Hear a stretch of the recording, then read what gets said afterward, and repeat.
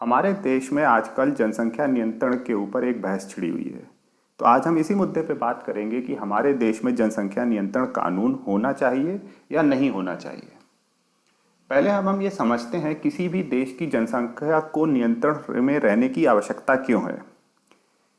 हमारे देश की अगर हम बात करें तो हमारे देश में जब भी कोई बच्चा पैदा होता है तो उसके पैदा होने से लेकर मरने तक उसे हर जगह भीड़ का सामना करना पड़ता है। चाहे वो सड़क पे चले, चाहे वो ट्रेन में चले, चाहे बस में चले, चाहे हवाई जहाज में चले, हर जगह लोगों की भीड़ ही भीड़ है। व्यक्ति को रोजगार चाहिए, व्यक्ति को शिक्षा चाहिए, व्यक्ति को स्वास्थ्य सुविधाएं चाहिए, और इन सब जगह भारत में अगर आप जाएंगे तो आपको भीड़ का सामना करना ही पड़ेगा। किसी भी देश के पास प्राकृतिक संसाधनों एक सीमित उपलब्धता होती है, चाहे वो पानी हो, चाहे वो जमीन हो, चाहे वो खाना हो, या किसी अन्य प्रकार की सीमित प्राकृतिक संसाधन हो। अगर किसी भी देश की जनसंख्या नियंत्रित में नहीं रहेगी तो उस देश के ज़्यादा से ज़्यादा नागरिकों को उन सुविधाओं से वंचित रहना पड़ेगा। और वहीं अगर देश की जनसंख्या नियंत्रित रहेगी, सीमित रहेगी, तो ज़्यादा से ज़्यादा उसके नागरिक इन प्राकृतिक संसाधनों का उपयोग कर पाएंगे। अगर देश की जनसंख्या वृद्धि होगी तो रोजगार में कमी आएगी, कमाने वाले कम होंगे और उन निर्भर करने वाले लोग ज़्यादा होंगे। परिवार की आमदनी कम होती चली जाएगी और कम होती आमदनी के साथ वो अपने बच्चों की भरपूर शिक्षा भी उपलब्ध नहीं करा पाएंगे। और इस वजह से जिन लोगों की ज़रूरतें पूरी नहीं होंगी अपराध के क्षेत्र में चले जाएंगे। इस वजह से कि हर देश की जनसंख्या को नियंत्रण में रहना चाहिए। इसे एक कुचक्र के तौर पे भी हम समझ सकते हैं कि जब भी पॉपुलेशन बढ़ती है, रोजगार के अवसर घटते हैं, गरीबी बढ़ती है, अशिक्षा बढ़ती है, और फिर ये पॉपुलेशन को बढ़ा देती है। अगर हमें पॉपुलेशन को कंट्रोल करना है, जो उद्देश्य होना चाहिए वो होना चाहिए शिक्षा के ऊपर। अगर शिक्षा बढ़ेगी, गरीबी कम होगी क्योंकि लोगों को रोजगार के अन्य अवसर मिलेंगे, और फिर कहीं ना कहीं वही पॉपुलेशन को कंट्रोल करने में एक सार्थक भूमिका निभाएगी। आइए अब हम ये समझते हैं कि हमारे देश में पॉपुलेशन कंट्रोल के संबंध में कब कब क्या क्या हुआ। आज़ादी से पहले भी हमारे देश में कई ऐसे लोग थे, नेता थे, जो ये चाहते थे कि देश की जनसंख्या सीमित रहे या नियंत्रित रहे। उसके लिए वो एक स्पष्ट नीति की भी वकालत करते थे। पर महात्मा गांधी जो थे इसके पुरजोर विरोधी थे। उनका मानना था कि किसी भी परिवार का परिवहन नियोजन उनका एक अपना निजी मामला है और उसके लिए किसी भी भारी दबाव की कोई आवश्यकता नहीं है। एक व्यक्ति अपना सार्थक पहल के साथ अपने परिवार को सीमित रख सकता है। इसी वजह से आप देखेंगे कि हमारे जो कॉन्स्टिट्यूशन है उसमें परिवार नियोजन के संबंध में कोई भी महत्वपूर्ण दिशा निर्देश नहीं दिए गए हैं, या कोई भी आर्टिकल ऐसा नहीं है जो परिवार नियोजन को बात करता हो। परिवार नियोजन के संबंध में हमारी नीति सबसे पहले 1952 में लागू की गई, और उसका मुख्य उद्देश्य ये था कि प्रचार प्रसार के माध्यम से जनता को ये बताया जाए कि परिवार नियोजन का मामला कितना महत्वपूर्ण है। फिर आता है साल 1970। इस समय इंदिरा गांधी थी, उन्हें आयरन लेडी के तौर पर कहा जाता था, और उनका साथ दिया संजय गांधी ने, और उन्होंने बलपूर्वक नसबंदी कार्यक्रम का आयोजन किया। लोगों को ये बिल्कुल भी पसंद नहीं आया और बुरी तरीके से यह कार्यक्रम फ्लॉप रहा, और आगे जो चुनाव हुए उसमें कांग्रेस पार्टी की बुरी तरीके से हार हुई। इनफैक्ट इंदिरा गांधी भी अपनी सीट को नहीं बचा पाई थी। अगर हम हाल ही के समय की बात करें तो 2018 में करीब 125 एमपीज थे जिन्होंने राष्ट्रपति को ये खत लिखा था कि हमारे देश में जनसंख्या नियंत्रण के ऊपर एक कानून होना चाहिए और हमारे देश में 2 चाइल्ड यानी 2 बच्चों की नीति का पालन होना चाहिए। उसके बाद 2020 में भी अनिल देसाई शिवसेना के जो एमपी थे राज्यसभा के, उन्होंने भी इसी प्रकार का एक प्राइवेट बिल पेश किया। इसी तरीके से अब हम देखते हैं कि पार्टियां हैं, उनमें कुछ लोग ऐसे हैं जो कानून का पक्ष रखते हैं। उनका ये भी एक मानना है कि अगर ये कानून नहीं होगा तो मुसलमान की जो वृद्धि दर है वो बहुत अधिक है और हिंदुओं की वृद्धि दर है वो थोड़ी सी कम है। तो एक समय ऐसा अभी आ सकता है कि मुसलमानों की आबादी हिंदू से ज़्यादा हो जाए, इसीलिए वो इस कानून के पक्ष में अपनी राय रखते हैं। और वहीं इसी वजह से कई मुस्लिम नेता ऐसे हैं जो इस कानून का विरोध करते हैं। इस समय Yogi Adityanath ji population control bill का एक मसौदा उन्होंने जनता के सामने रखा है। उसकी क्या क्या खास बातें हैं वो आइए अब हम समझते हैं इस बिल के माध्यम से। इस बिल का पहला चैप्टर है वो है प्रिलिमरी, जो ये कहता है कि ये जो बिल है इस जब ये एक्ट बनेगा तो इसका नाम होगा Uttar Pradesh population control stabilisation and welfare act 2021।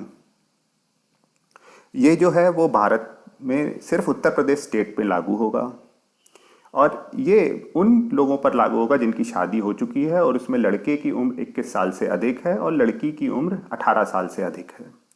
फिर इस चैप्टर में कुछ डेफिनेशंस दी गई हैं कि फंड का क्या मतलब है, डिसेबिलिटी का क्या मतलब है, लोकल अथॉरिटीज़ क्या हैं, आदि आदि। चैप्टर 2 ये बताता है कि इस एक्ट के मानने वालों को या 2 चाइल्ड या 1 चाइल्ड पॉलिसी को मानने वाले लोगों को क्या क्या फ़ायदे होंगे और जो लोग इन पॉलिसी का पालन नहीं करेंगे उनको क्या क्या नुकसान हो जाएंगे। इन चैप्टर को हम थोड़ा डिटेल में समझेंगे। अब चैप्टर 3 कहता है कि ये एक्ट ऐसी क्या क्या कंडीशंस हो सकती हैं कि ये एक्ट उन कपल्स पे लागू ना हो। एक कंडीशन है उन्होंने बताई कि ट्विंस हैं, पहला बच्चा हुआ, दूसरी प्रेगनेंसी के समय ट्विंस हो गए, तो ये उन परिवारों पे ये एक्ट लागू नहीं होगा। एक ऐसी परिस्थिति आ सकती है कि किसी एक बच्चे की मृत्यु हो जाए किसी कारणवश, तो ये एक्ट उन कपल्स पे लागू नहीं होगा तीसरा बच्चा करने पर। ऐसी भी परिस्थिति हो सकती है कि किसी बच्चे का अपंग बच्चा पैदा हो जाए, किसी परिवार में अपंग बच्चा पैदा हो जाए, उस केस में भी ये एक्ट लागू नहीं होगा। और ये एक्ट उस केस में भी लागू नहीं होगा जब आप किसी अनाथ बच्चे को गोद लेते हैं। इसी तरीके से इसका चैप्टर 4 कहता है कि जो चैप्टर 2 में हमें जो इंसेंटिव्स और सरकार की तरफ से जनता को दिए जाएंगे वो देने के लिए एक फंड बनाया जाएगा और उस फंड की क्या क्या डिटेल्स होंगी वो आगे रूल्स बनाए जाएंगे। इसके बाद आता है चैप्टर 5 जो ये कहता है कि सरकार की क्या क्या ड्यूटीज़ होंगी जो जनता को वो पूरा करेगी। पहली ड्यूटी है कि वो मैटरनिटी सेंटर्स बनाएगी जहाँ पे महिलाओं की अच्छी प्रकार से देखभाल हो सके। वो जनता को फ्री में कॉन्ट्रासेप्टिव देगी पॉपुलेशन नियंत्रण के संबंध में। और इसी प्रकार से कंपलसरी इंश्योरेंस की भी एक व्यवस्था की गई है। अगर किसी ने नसबंदी कराई है और उसकी नसबंदी फेल हो जाती है तो उसे इंश्योरेंस के माध्यम से उस परिवार की सहायता की जाएगी। और चैप्टर 6 जो है वो एक कॉमन सा होता है, वो हर एक्ट में होता है, हर बिल में होता है। कहता है कि अगर कोई ये कानून बनने के बाद पुराने कानूनों पे कोई फ़र्क नहीं पड़ेगा, वो एज इट इज़ चलते रहेंगे। इस कानून के लागू करने में कोई दिक्कत आएगी तो वो सरकार उसके संबंध में कोई नियम बनाएगी। कोई अगर ऐसे रूल बनाने की संबंध में है कि इसको ज़रूरी है तो वो बना सकती है सरकार।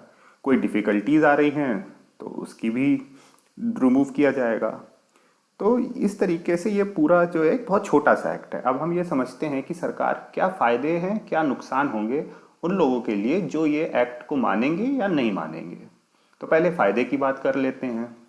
तो फ़ायदा जो है सरकार ने यहाँ पे 3 तरीके से देने का प्रयास किया है। पहला जो है वो परिवार जो सिर्फ एक बच्चा पैदा करेंगे और उसके बाद नसबंदी करा लेंगे। दूसरा वो है जो कि 2 बच्चे पैदा करेंगे और फिर नसबंदी करा लेंगे। और बिलो पॉवर्टी लाइन यानी गरीबी रेखा के रहने वाले वो परिवार जो एक बच्चा पैदा करेंगे और उसके बाद नसबंदी करा लेंगे। तो सरकार ने जो ये फ़ायदे दिए हैं वो दिए हैं कि वो लोग जो लोग सरकारी कर्मचारी हैं और जो एक आम जनता है। तो अगर आप सरकारी कर्मचारी हैं तो सरकार कहती है कि अगर आप 2 बच्चे पैदा करते हैं तो आपको 2 एडिशनल प्रमोशन दिए जाएंगे उन लोगों के मुकाबले जिन्होंने 2 से अधिक बच्चे पैदा कर रखे हैं। आपको सब्सिडी दी जाएगी घर के लिए, लो इंटरेस्ट रेट पे लोन दिया जाएगा। इलेक्ट्रिसिटी पानी के बिलों में आपकी छूट मिलेगी। आप मैटरनिटी लीव है उसको आपको 12 महीने की मिलेगी, मैटरनिटी और पैटर्निटी लीव। और फ्री हेल्थ केयर फैसिलिटीज़ या इंश्योरेंस आपको दिया जाएगा। वहीं अगर आपने एक बच्चा के बाद आपने अगर नसबंदी करा ली है तो उन परिवारों को जो है अगर आप सरकारी कर्मचारी हैं तो आपको 4 एडिशनल इंसेंटिव्स मिलेंगे। ठीक है। उसके बाद आपको फ्री हेल्थ केयर फैसिलिटी मिलेगी अब बच्चे के 25 साल होने तक। एम्प्लॉयमेंट में उन्हें प्रेफरेंस दी जाएगी। फ्री एजुकेशन रहेगी ग्रेजुएशन लेवल तक और स्कॉलरशिप मिलेगी गर्ल चाइल्ड को हायर स्टडीज़ के लिए। वहीं अगर आप गरीबी रेखा के नीचे आते हैं, अगर आप गरीबी रेखा के नीचे अगर कोई परिवार है और वो ये चाहता है कि उसका सिर्फ एक बच्चा हो और उसके बाद वो नसबंदी करा लेता है तो नसबंदी कराने के बाद सरकार परिवार को 80,000 रुपये देगी अगर लड़का होता है, और लड़की होती है एक इकलौती लड़की और उसके बाद नसबंदी कोई करवाता है तो उसे 1 लाख रुपए उस परिवार को दिए जाएंगे।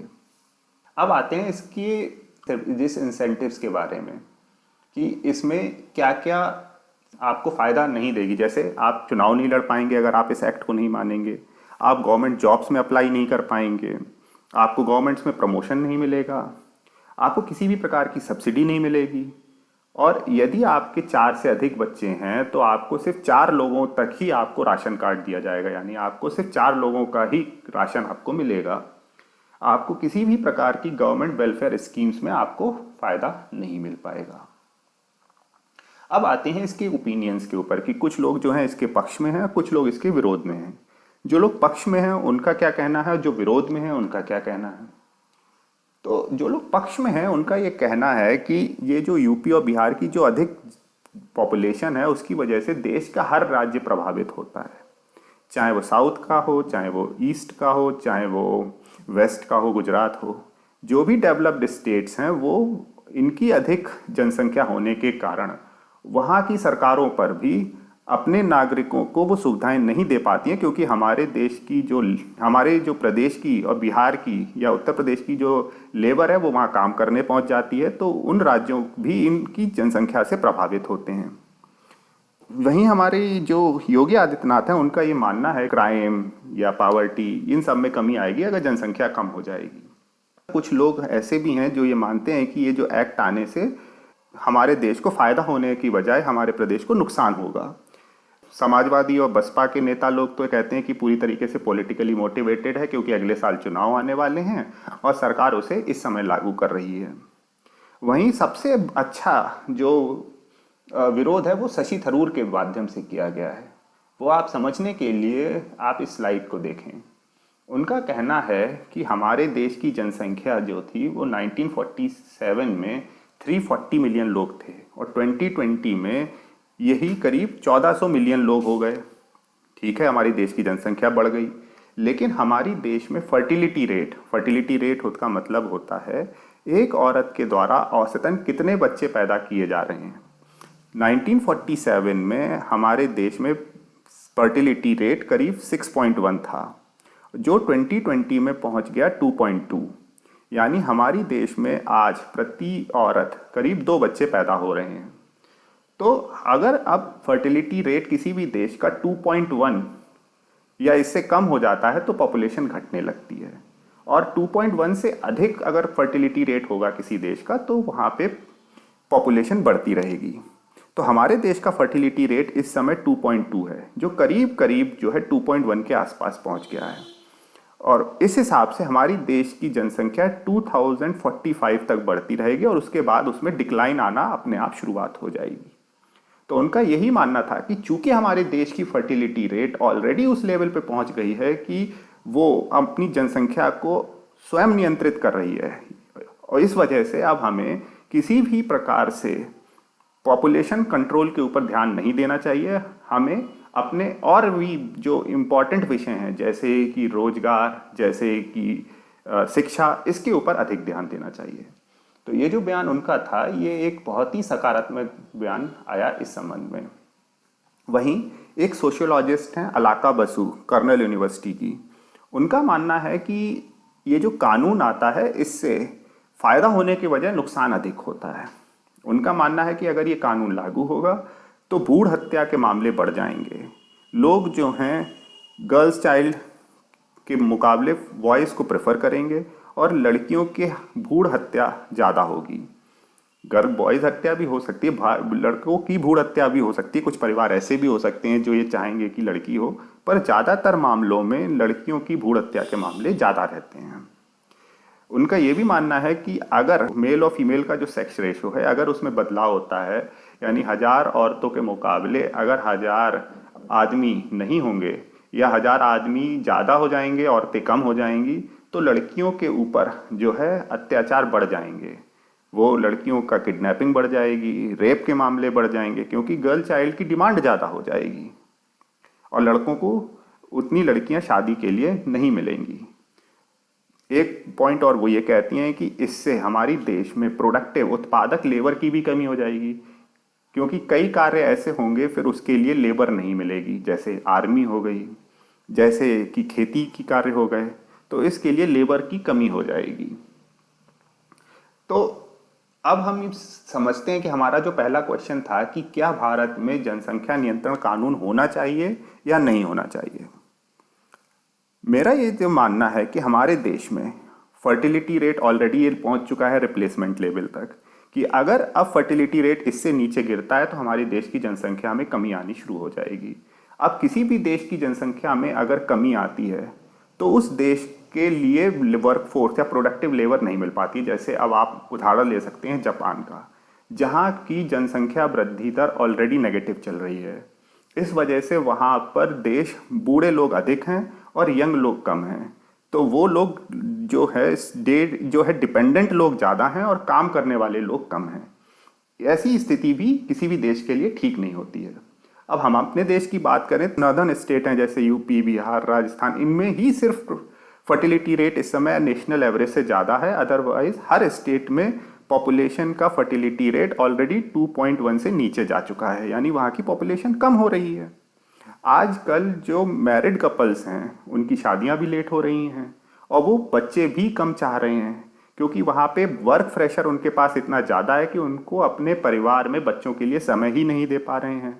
तो इस वजह से भी वो सिर्फ एक बच्चे की नीति पर अपने आप अमल कर रहे हैं।